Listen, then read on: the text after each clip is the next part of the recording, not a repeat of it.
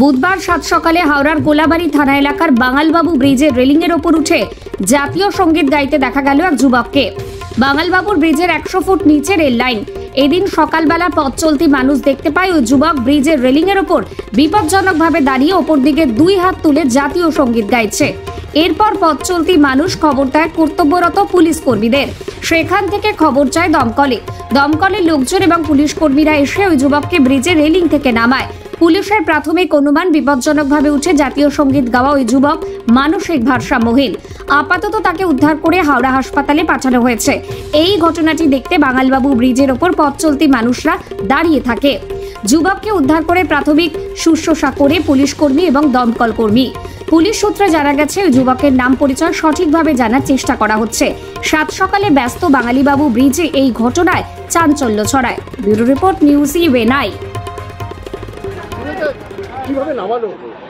ওর তো উঠে গেছিলো, উপরে উঠে গেছিলো, যেভাবে হোক এখান থেকে উঠে গেছিলো। মেন্টালি ডিসব্যালেন্স দেখে মনে হলো আমাদের ফায়ার ব্রিগেডের টিম ওপরে গিয়ে ওখানে গিয়ে আস্তে আস্তে উপরে উঠে গিয়ে ওকে ভুলিয়ে নিচে নামানো হয়েছে। আচ্ছা, রিক্স ছিল, যদিও রিক্স ছিল, পাশে রেল লাইন ছিল, ইলেকট্রিকের তার ছিল, সব কিছু ছিল।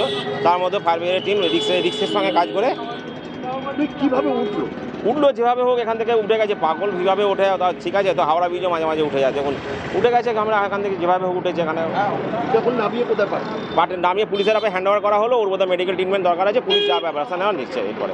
আপনার নাম? OC Howrah fire brigade Somnath Ramani.